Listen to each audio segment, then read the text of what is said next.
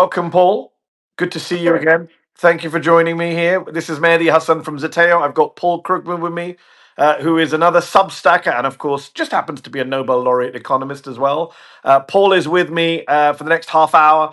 We're going to take your questions, comments, talk about the craziness that we're living through. Every time you think we can't live through more history on a daily basis, history is made. Paul, I know that you know this stuff inside out. I'm looking at the stats. They're saying this is the worst three-day performance of the S&P since 1987. Trillions of dollars of value lost. The worst stock market start for the beginning of a new presidential term in history. All sorts of kind of records being broken, and not in a good way. But from your perspective, having studied this stuff, experienced this stuff, been around longer than me, how bad is it? Well, I mean, the first rule when talking about the stock market and economics is that the stock market is not the economy. The stock market is not the economy. It's that's the second and third rule as well. Um, Paul Samuelson once said that the stock market had forecast 9 of the past 5 recessions. So the stock market itself is, obviously it's impossible not to stare at it, and especially given that the wild swings. But the point is actually that it's the symptom of something which is much more important, which is that if we don't actually have a recession, we're certainly going to be seeing a really bad year for the economy. And this is really the first time in history that a president has caused a terrible economy. We've had presidents who failed to respond. Herbert Hoover screwed up or didn't was hapless in response to the Great Depression, but he didn't cause it. That you can talk about various, but never before have we had a economy that was chugging along quite nicely, and along comes Donald Trump, and he decides that he's going to do his fulfill his tariff obsession, and just all of a sudden there we go. Yeah. And they've had to lie about it. Of course, this administration is defined by, if nothing else, dishonesty. I don't know if you saw the Stephen Miller clip on Fox saying, we inherited a catastrophe and a calamity. And Donald Trump saying, you need to take the medicine to fix things. Fix what? You inherited the fastest growing economy in the industrialized world. Yeah, we can come in with solid growth, 4% unemployment, 2 to 2.5% inflation. It's all fine, and it's uh, and there was nothing happened. There was no external shock, as we tend to say in the profession. There was a just this, but he has this thing about tariffs. And they even there, the as you say, everything is a lie. All of the claimed reasons for the tariffs are a lie. Exactly what's going on, we don't. It's just something in Trump's id that is driving this thing. But and it's uh, what's unique about it also is that although we know that it's drastic stuff is going to happen, we don't know how drastic. We don't know from day to day what's going to come next. There are people saying that Trump needs to promise that he will or won't do that. What good is a promise from Donald Trump worth? Has he ever Yeah. promised? Has he ever made good on any promise to anyone? And so, and it's that uncertainty, even more than the tariffs per se. It's the uncertainty that is really Yeah. killing the economy. I mean, I don't know if you saw, there was a fake Bloomberg account called Walter Bloomberg that moved markets this morning by saying there would be a 90-day pause, by misquoting Kevin Hassett, the Council of Economic Advisors guy. And markets moved because they were so happy at the idea of a 90-day pause. Maybe he should actually do one. But anyways, the White House tamped that down. Thank you to Elon Musk for creating more chaos and confusion with fake blue check accounts in the middle of a crisis. PJ Schuster in the chat, and we've got over, we're about to hit 3,000 viewers already within 5 minutes. So appreciate you all joining us here on this live. And we will take as many questions and comments as we can. PJ Schuster in the chat is asking, well, he's making the point that ignorance, not just dishonesty, is driving a lot of this. You mentioned he's obsessed with tariffs, Paul. One thing that's come out in recent days is just how moronic and ignorant Donald Trump is when it comes to finance and the economy. He's talking about bilateral trade deficits being in and of themselves inherently evil, a sign of a loss. I think he said it's a loss if we run a deficit with any country, a trade deficit. You are someone who has taught international trade for decades. Tell us about why that's such an insane thing to say. Liking this video? Then don't just watch, hit like, share, and subscribe. And tap the bell so you never miss a video or live show. But if you want early access to exclusive content, then you have to head to Zeteo.com and subscribe now. You'll be supporting fearless, independent journalism. I mean, first of all, you don't even expect trade to be balanced, uh, in any given year or even for longer periods of time, right?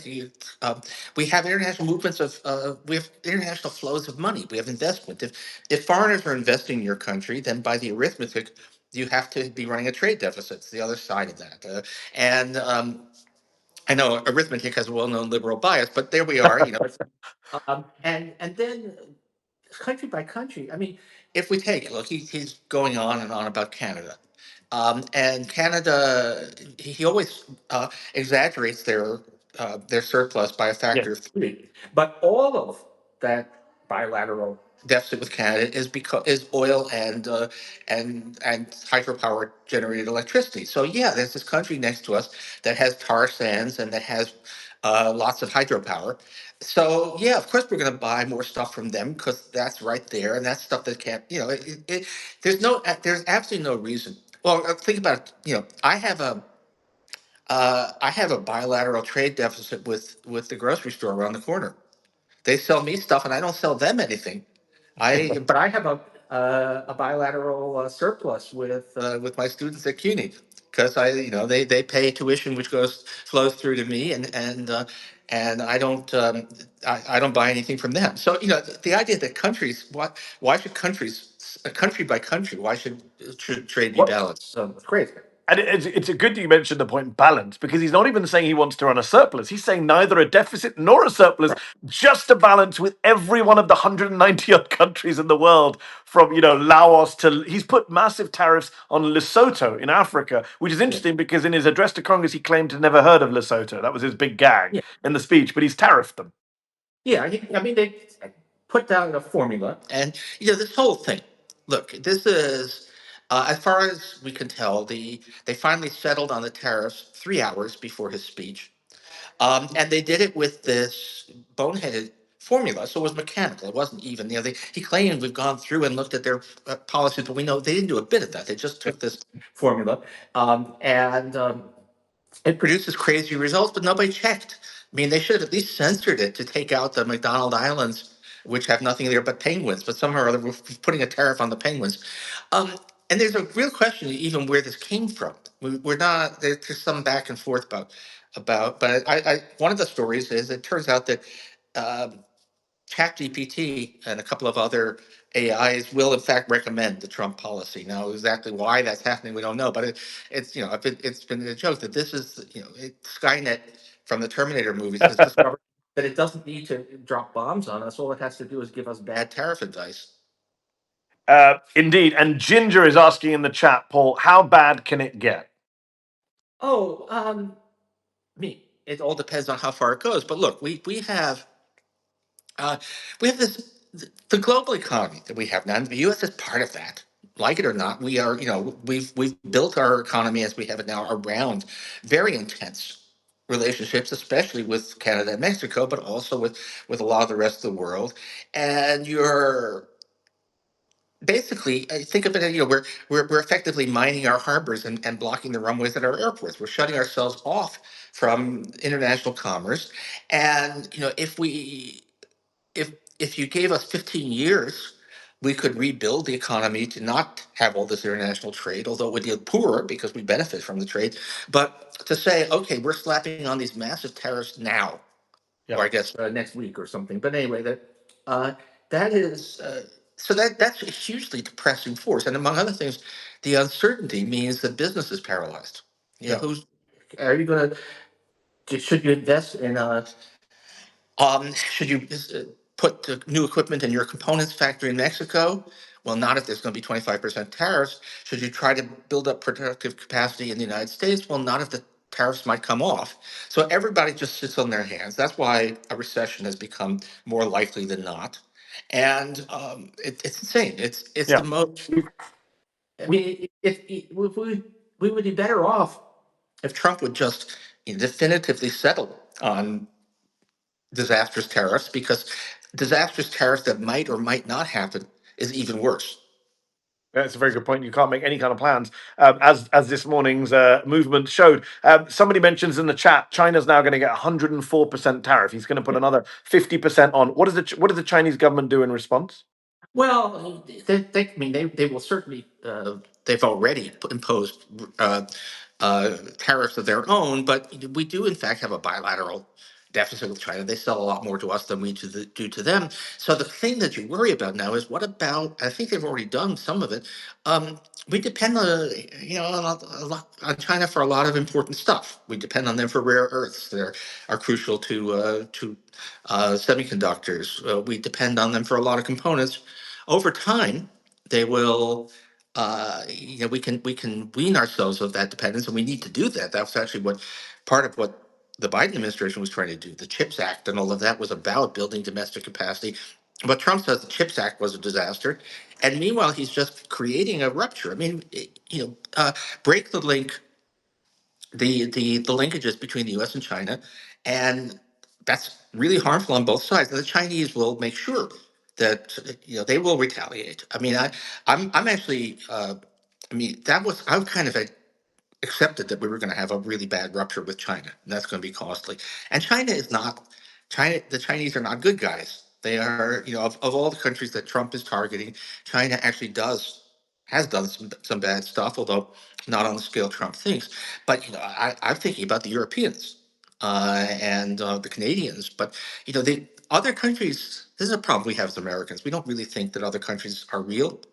We can't imagine that they have their Yeah. own politics, that they have their own national pride, their own patriotism, but they do, and we have, to use the technical term, we have royally pissed off the whole world, and Oh, so there no will be debate a about that.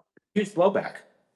I mean, you're seeing the comments from Mark Carney, from Keir Starmer. These are Atlanticist, pro American, centrist politicians from our closest allies, the UK, Canada, saying the world has changed. It is not the world it was yesterday. We need to think without the United States. I mean, anyone who thinks that's not happening is in denial. I would point out to folks, thank you for all your questions. No way we can get through all of them. There's so many of them. We have about 5,400 of you watching live, so we appreciate you all for turning up for this conversation.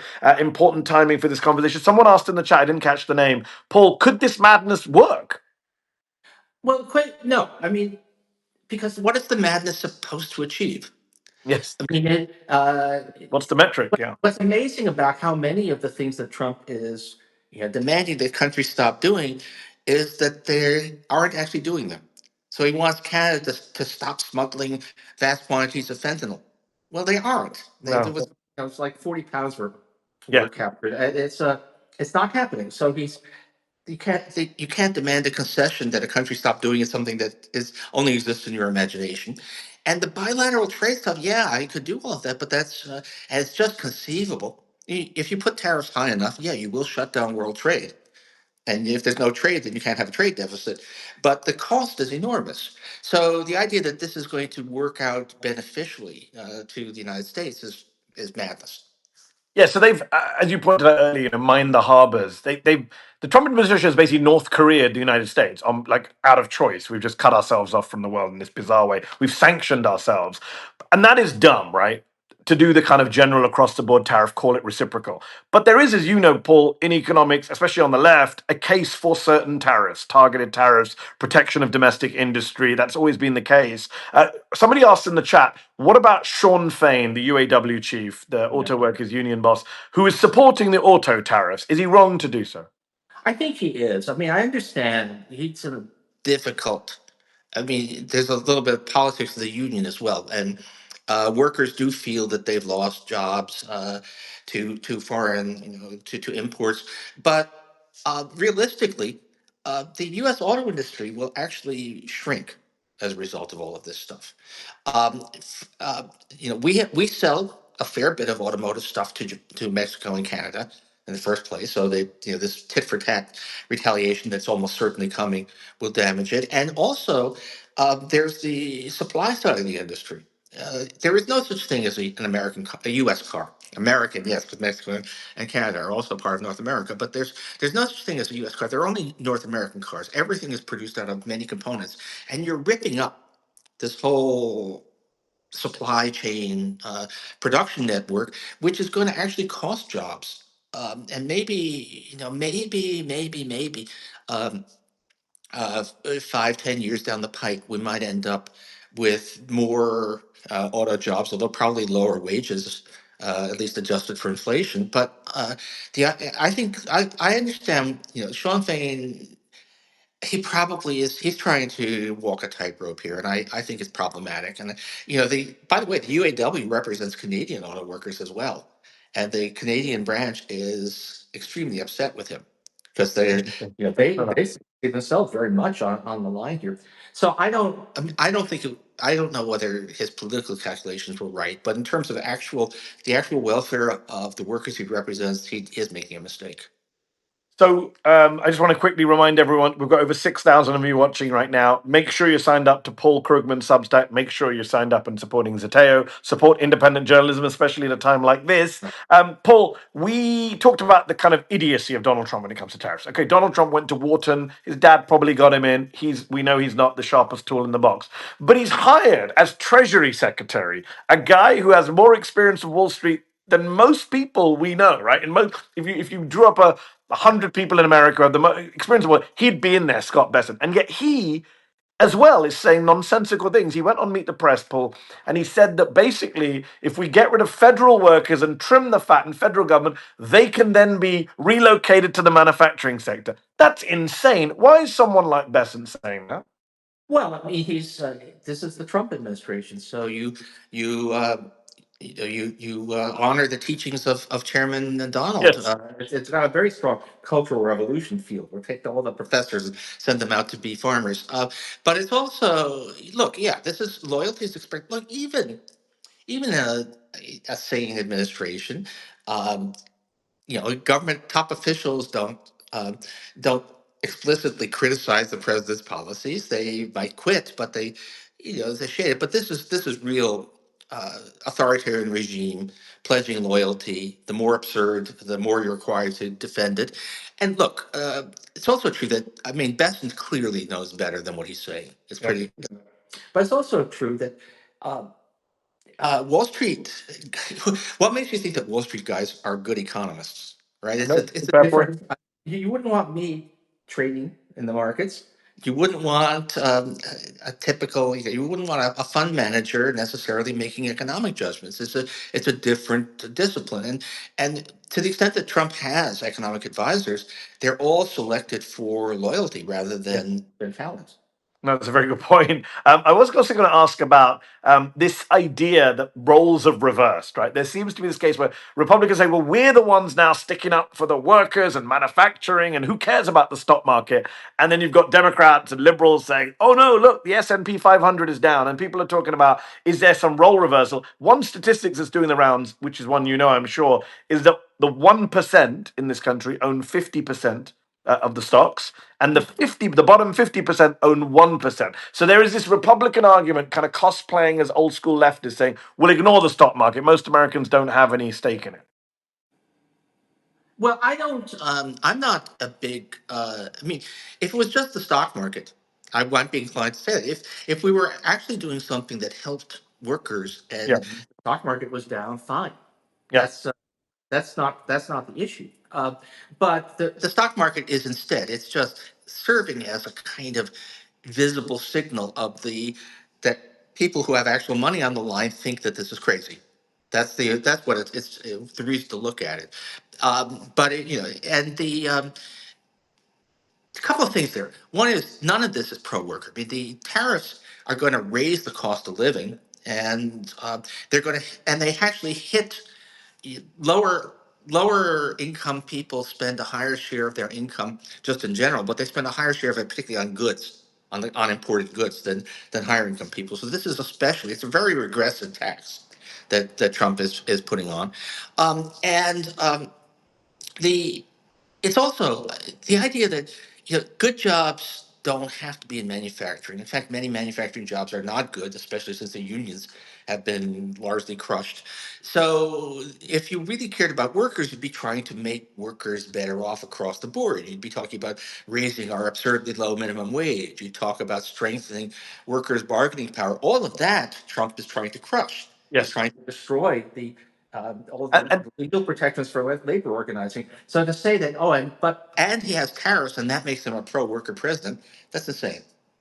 Also, they're not hiding what they're saying. I mean, Lutnick keeps going on TV and saying insane things. The Commerce Secretary, he said that we want Americans to be doing the assembly line iPhone production. We want to bring that back here.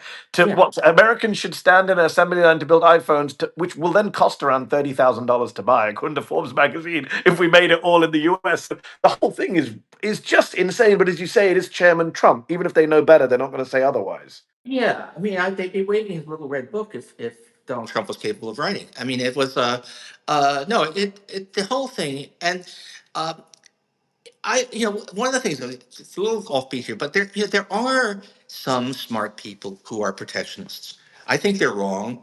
95% of economists think they're wrong, but there are some smart people. Bob Lighthizer, but anyway, they're all none of them are in the administration.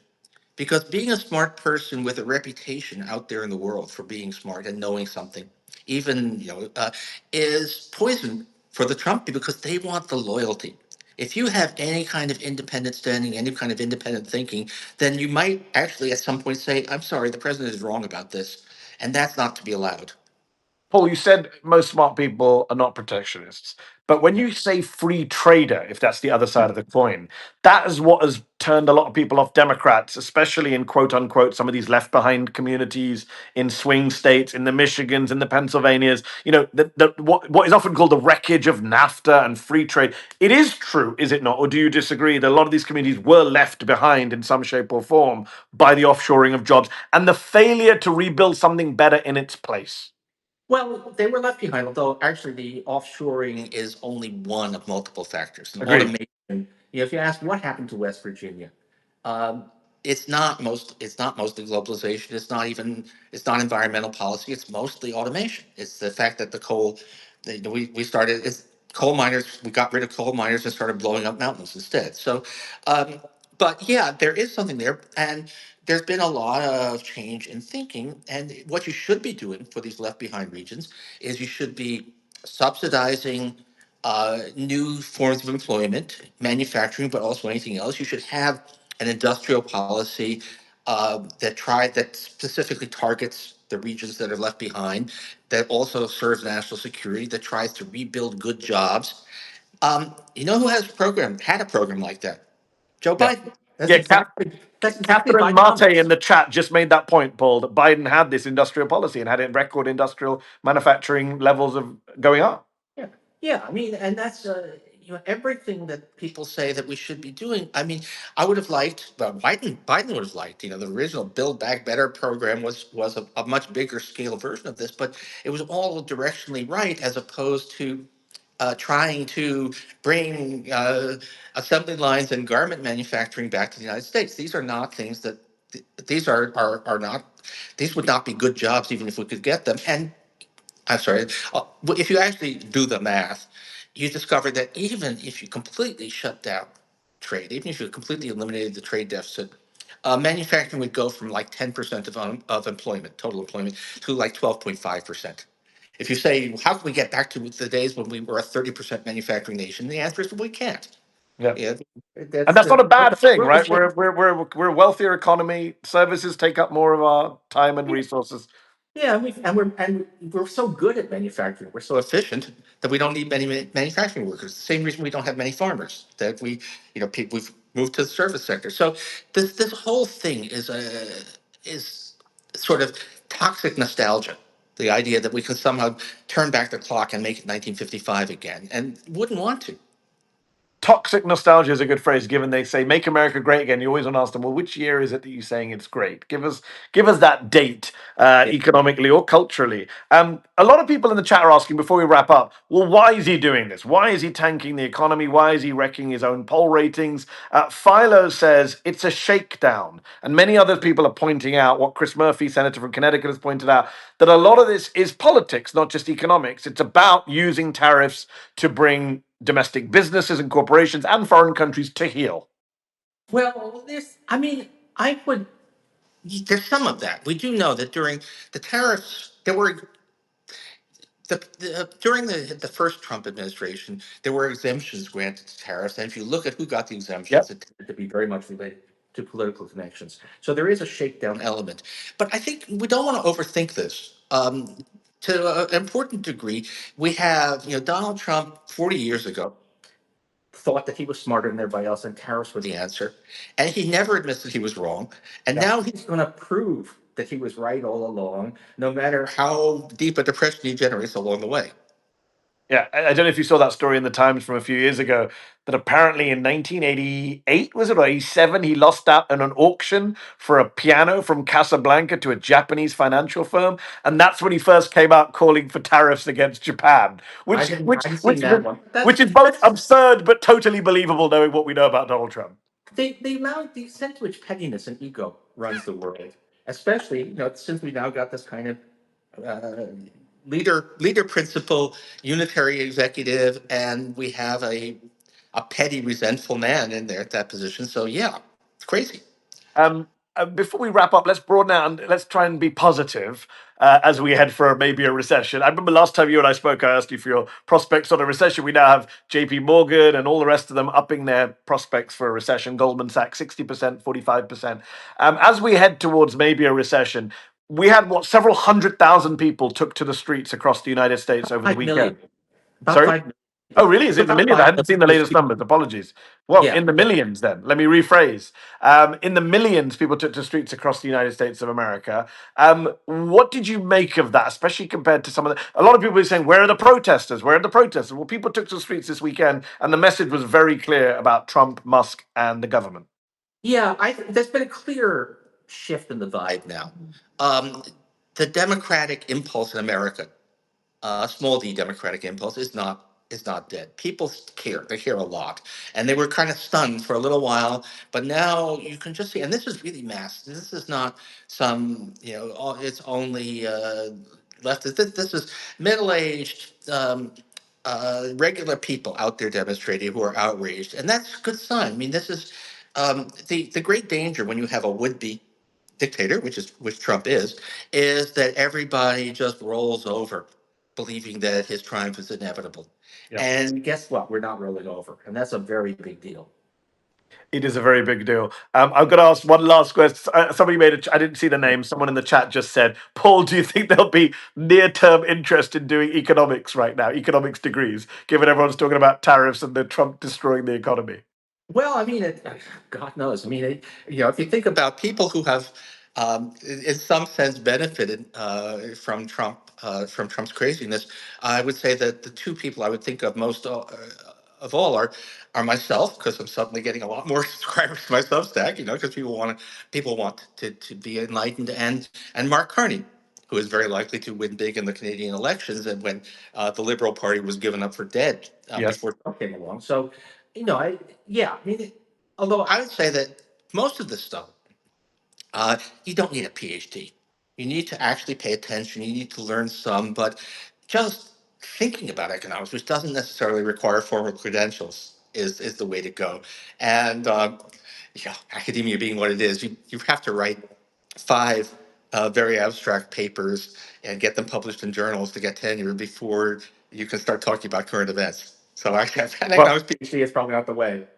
Well, I think Wharton Business School won't want to be advertising that one of their alums just crashed the global economy. I'm not sure it's a good ad for Wharton, what Donald Trump's been up to. There are over 8,000 of you in this chat. I expect and hope and demand that all 8,000 of you are subscribers to Zeteo and to Paul Krugman Substack. And not just subscribers, but paid subscribers. Because one thing about a free press, it's not free. So do support independent journalism. Paul, always a pleasure. Fascinating conversation. I think we all learned a lot. Okay, great to talk to you. Thanks so much, everyone. See you all soon. Did you like this video? Don't forget to subscribe to this YouTube channel and turn on notifications. For exclusive content and to support our independent, unfiltered journalism, head over to zeteo.com. Your support matters.